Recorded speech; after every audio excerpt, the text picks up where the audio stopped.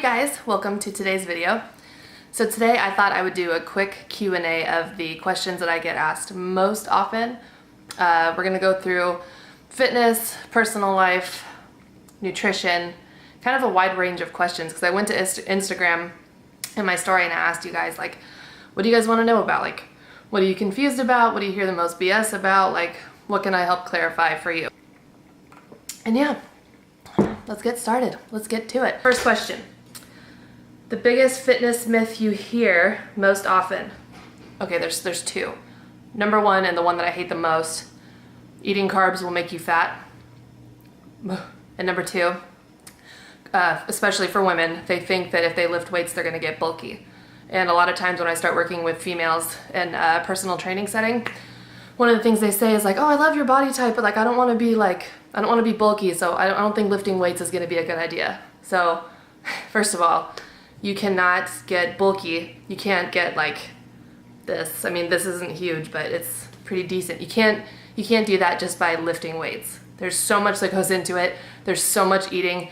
There's so much strategy, and it takes so long. So for girls that are afraid to lift weights, I highly encourage you to do a little bit more research or hit me up specifically. I'll explain it more thoroughly. Okay, next. I want to start counting macros. How do I find out my macros? Is an online calculator good? No. So online calculators, it's really good to get like a general sense of where you should be, but online calculators will take your age, your height, and your weight and spit out a random number. Oh, and they'll ask if you're male or female. That'll tweak it a little bit. But there's no specifics. There's nothing that's dialed into you, and there's nothing that goes deep into your lifestyle, deep into how you are in the gym, how you are in your day-to-day life, like what your job is. Like there's no tailoring to you. So if you really want to know your macros and you're super new to it, sure, like start with a calculator and work your way up and down till you find what your body responds best to. But to save yourself a lot of time and a lot of disappointment, you should just hire a coach. So even if you don't work with me, there's like thousands of us everywhere. So find a nutrition coach. Maybe counting macros isn't even right for you. Maybe you should be counting calories and keep it simple. Like that's another thing that a calculator won't tell you. It doesn't take into account like nutrition experience, nutrition knowledge. It just says like numbers, go. So it's not super ideal. Moving on. What are your goals now? Great question. So I'm still doing powerlifting and bodybuilding, but my focus right now is just to challenge myself. So I'm doing more explosive work. I'm doing more cardio. I'm working on just being more powerful. Instead of being like big and bulky, I also want to have my size. I want to have incredible strength behind it, but I also want to be quick. You know, like I want to be able to move in the gym. So I felt for a little bit that I was like not challenged and not really pushing myself as far as I can. So that's a new goal right now. God, that's good. Another thing I'm working on is Olympic lifting. So I don't have a coach. I don't have any specific training. I honestly don't even know what I'm doing. I'm watching a lot of videos, I'm doing a lot of research, and I'm just trying. So a lot of people send me messages and try to critique my form and try to help me. Super, super helpful, but just to let you guys know, you're all saying something different. So it's hard to know what's right and what's wrong, so I'm really just experimenting. I'm finding what works for me. We'll see. Hope I don't get hurt. Fingers crossed. Why did you start YouTube? Are you trying to be an influencer? No, I'm not trying to be an influencer. I started YouTube because I wanted people to see what like real life looks like for fitness. Like I don't stay at home and make millions of dollars just by posting things, and I'm not sponsored by anybody. It's just, I wanted to clear up some of the confusion because when I first started working out, all of my workouts, all of them, came from Pinterest and stuff that I saw Josh do. And I was like, oh, this works. Oh my gosh, Pinterest says I can lose 10 pounds of belly fat in 10 days. Like, ooh, exciting. And it was such nonsense, and I wasted so much time, and I tried everything.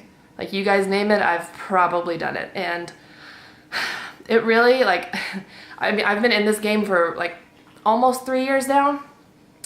It would have saved me probably a year and a half of trial and error if I had seen something like this to help me, but it just wasn't out there. Like, there's a couple of YouTubers that I used to watch that got me super motivated, and they were really knowledgeable, but again, it didn't it didn't pertain to me personally. It didn't pertain to a more like real life situation where I have a real job. I work, 40 to 50 hours a week. I have to find time to meal prep. I have to find time to go to the gym. I have my nutrition clients on the side. I have personal training clients on the side. I have 2 dogs I have to take care of. My relationship with Josh, relationship with friends. Like, I'm juggling just as much as the next person, and I still find time to do this. So I thought it'd be really cool for people to see some realness and to get some actual information where I'm not going to steer you wrong and ever tell you guys like, oh, use this product because they sent it to me and it's amazing. I'll never do that stuff. I wanted something real. Longest story short. Next question. Do you ever not track your food? Yeah. Oh my gosh. I've been tracking almost a year now, and already I've gotten burnt out on it like 3 times. So when that happens, when I find myself in a position where I'm not excited about what I'm doing, or I'm kind of like feeling a little too obsessive about numbers, or I'm just not into it in general, I will take a break. I'll usually start eating intuitively. I'll unplug a little bit. I won't be so focused on numbers because that's a real thing for me. Like, I do become so obsessed with numbers that I stop living, and it starts to becoming this it becomes this stressor as opposed to something that I'm like all about and like preaching and like teaching people about. It becomes something I'm not passionate about anymore, and when that happens, I have to take a step back. So yeah, there are times when I do not track. I'm not tracking right now. I took off the last 2 weeks of tracking, and I've been eating more intuitively, just listening to my body, resting when I need to. So yeah, great question, and I do take breaks. Biggest pet peeve. My biggest pet peeve on the planet, it's not fitness related, it's not nutrition related, it's when females talk and they say, like this thing is becoming a thing with so many people. I understand there's lulls in conversations, or people say like and other filler words, but this thing is just, I hate it. I hear it all the time. Okay, next. Why do you use powdered peanut butter in your pre-workout waffles if you supposedly eat what you want? Okay, first of all, lower your voice. Second of all, I use powdered peanut butter because it has less fat content. And when you're going into a workout, the last thing you want is a heavy fat meal because, number 1, it sits longer in your stomach, and number 2, at least for me, it actually makes me nauseous. So using powdered peanut butter is my go-to. So to answer your sassy question, I could have regular peanut butter, I could have cashew butter, I could have any nut butter that I want. I choose powdered peanut butter so that it goes through my system faster, and then I don't get sick, and then I don't throw up, and then I keep my cool at the gym and get big and strong. I'm losing my ass, and my doctor says I can't lift weights until I'm cleared. What can I do? So I don't know what your injury is, but right off the bat, I would say get up and move. A lot of times when people are injured or something happens, they stay seated and they stay resting, which you should, don't get me wrong. But if your ass starts to flatten and you're starting to feel not so great about yourself, get up and walk. Get up and go for a walk. If you can do any kind of exercise, I would do maybe reverse lunges, glute kickbacks, forward lunges. Like, there are a ton of options. So why don't you DM me on the side and we can talk about that. Oh, going back to the steps thing, I would make it a goal to hit 10,000 steps a day. That equates to about 5 miles a day. And if you're walking and moving like that, your ass won't be so flat because the shit's moving. You're moving, you're grooving. Okay, next. Can we touch each other in our swimsuit areas? Josh? We can. We'll do that later. Do you track low carb veggies? How do you stay motivated to eat right and work out all the time? I don't track my veggies. If you want to know why, become a nutrition client and I'll explain it all. How do I stay motivated to eat right and work out all the time? I don't. I eat right 80 to 90% of the time, and then 10 to 20% of the time I eat what I want. I have a little bit of indulgences, but I try to keep it balanced. So I'll eat right this much of the day, and then have a little bit of splurge this much of the day. But I still make sure that it fits within my macros so I don't go over. So lean protein, vegetables, whole grains, yes. Pop-Tart, sure. A waffle, yeah. Cinnamon roll, probably. I don't stay motivated all the time, and it is something I love to do, like fitness and nutrition, like working out, eating right. It is something that I truly, truly love, and it's true to my heart, but there are times where, like, I'm human. I want a margarita. I want 5 margaritas. I'm gonna have that. I listen to my body because I want this to be something that I can do forever. So I don't make my life rigid in any way. I don't have no foods. I don't have good foods and bad foods. I just have balance. And that's the best thing that I can recommend to anybody. Live a balanced life. Don't be a person that lives an extreme life because it's not scalable. Live by the 80-20 rule. Google it. I want to start losing weight, but counting macros seems like a lot. Any recommendations for beginners? Yeah, obviously I don't know your specific situation, but a lot of times with clients that I work with, they have no familiarity with counting macros, and it's extremely detailed and extremely specific. So usually what I'll start with for beginners is just a simple calorie count. Start tracking your calories. That's the best advice I can give. Okay, I want to try following an app for workouts. Is that a waste of money? No, not at all. In fact, a lot of these apps were created by people that know what they're doing. The only thing I can say is if you start using someone's app or if you start using someone's programming, just give them credit. Like, for those of us that do programming and those of us that do create things for people, a lot of times what we see is like people start taking credit for them and they start posting workouts as their own, or they start posting these things like they're the ones that came up with it and they're so brilliant, and I don't know, it's kind of shitty. Like, we work really hard and it's such a skill set. It's really an art to come up with stuff like this and to tailor workouts for people. It's not easy. So no, it's not a waste of money, but give credit to your sources. Like, let people know what you use. Let them know if it works, if it doesn't. Just be honest. Be a genuine consumer, if you will. What is your favorite cheat day meal or snack? It changes all the time. Typically I have a very heavy sweet tooth, so anything sweet would be primo. How do you find time to work out every day? It's not something I have to do. I look at it as like my me time. That sounds super cheesy, but it truly is. Like, after a long day, like sitting on my ass at work, getting up and going to do something intense and hard and fast, like that's my jam. It keeps me going. And there's sometimes when I go work out like super early in the mornings, and that gets Jesus. It gets my day going in the right direction because I wake up, I'm energized, I'm doing big things, lifting heavy shit, moving fast, like it gets my day going. So it's not something that I look at as like, oh God, I have to go work out. It's like, oh, thank God I get to go work out. So very easy for me. I hate my legs. What do I do to get into a pair of shorts and feel comfortable? Just wear them. Just wear the shorts. We all have cellulite.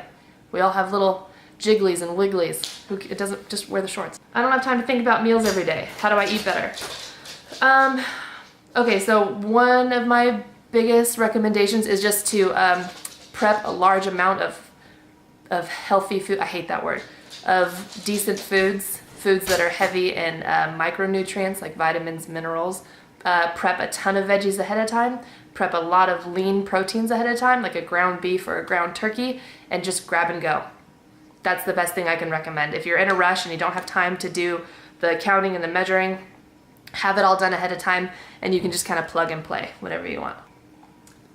Oh my God, I'm so thirsty. Oh God. I have a problem with portion control, but I don't want to count calories or macros. Help. Use smaller plates and bowls. It sounds stupid. It will help you. Smaller plates will fill up with food faster, and it looks like a lot more, and your mind thinks that you're eating more than you are. That's an actual thing. Smaller plates, smaller bowls, go crazy. What's your favorite healthy dessert? Oh my gosh. So Delicious makes a cashew milk ice cream, and I forgot what it's called. A snickerdoodle one, and they have this other one that's like caramel nut crunch. That's not the name. That's definitely not the name, but it's super delicious, and all their cashew milk ice creams are my favorite. Okay, let's do two more and then I'm gonna call it because I feel like I'm talking a lot. Tips on eating out at restaurants. Okay, so I used to be like super strict with this, but if it's a special occasion or like a date night with your significant other or something that's like an occasion, just enjoy it. Don't go too hard on yourself. Like, unless you're a bodybuilder that's going to a competition and you really have to be dialed in, live your life. This goes back to what I said earlier about the 80-20 rule. Like, if it's date night with your man or your girlfriend or your wife or your husband, have a margarita, have a few martinis, have the dessert, just enjoy your life. If you're the rigid person who's like bringing Tupperware to a restaurant or saying no to date night because you don't want to go over your macros or your calories, like, that's gonna start being a life thing. That starts a really yucky relationship with food, and I used to do that. I used to be that person, and There were times when Josh would want to go to dinner and immediately I would go into panic, like, oh my God, I'm not gonna be able to track my food. I'm not gonna know what I ate. I'm gonna get fat. I'm gonna gain all my weight back. I'm not gonna be strong anymore. These are actual thoughts that went through my head, and it was not pretty. And it created like a really bad relationship with food for a while, and I was so rigid, and that kind of life is just not worth it. And it takes a toll, it really does. So if you want actual tips for eating at a restaurant, stick to a lean protein source, maybe like salmon or halibut, filet, chicken breast, shrimp, something super lean. Pair it with a vegetable that's not fried or roasted in butter. Typically like steamed is gonna be your best friend, or grilled. And then maybe do like a whole grain side, or get a sweet potato, or like a brown rice would be ideal. Something like that, but don't forget to live your life is the main point. Let's do one more. We can do one more. I have an inner negative voice telling me no days off. How do I combat this? You have got to take days off. When you're first starting your fitness journey, like people who are working out within their first year of getting into the workout space, typically they require less rest days, believe it or not. So when you're first getting into the game, if you're working out 6 or 7 days a week and your body's not hurting and exhausted, number one, it's no surprise because you're still fairly new in your first year. Your muscles are not as large, so as they're shredding and basically like falling apart while you're working out, because that's what it is, you're shredding muscle fibers. As that is happening, because they're smaller, they take less time to repair. So someone like Josh, for instance, it's perfectly normal and okay for him to take like a 2 or 3 day rest in the middle of his workout split, because his muscles are so large that the repair time is actually a lot more intense. Totally normal. So the no days off mentality for me is actually kind of sick. Like I don't like hearing that. I don't think it's something you should flex on, like, oh, I don't take rest days. That's like if you were to flex that you don't drink water during your workout. It's like, cool flex, bro. So yeah, take rest days when you need them. Listen to your body. And if you start noticing that you are having a little bit of an obsessive thought about working out, like, oh God, I can't take a rest day, I'm gonna gain all my weight back, then it might be time to talk to a professional, or maybe start exploring like why those thoughts are coming out, and work with them, with someone who knows a little bit about obsessive behavior. Because your girl used to have those thoughts. But luckily I was a psych major. Talk myself out of it, okay? Okay. I'm tired of talking. We're gonna call it a day. I really love the questions that you guys asked me. I hope this video wasn't too boring. I hope it wasn't too long. I really enjoyed talking to you guys. Anyway, thank you guys for watching. Don't forget to give the video a like. Don't forget to subscribe. And please comment below, or find me on Instagram. Ask me whatever questions you guys are curious about. Ask me what you want to know more about. Just let's have a conversation. I have so many of you guys that send me DMs all the time, and we have great conversations, and I want to do more of stuff like that to help you. Yeah, I think that'll do it. Thank you so much for watching. Bye.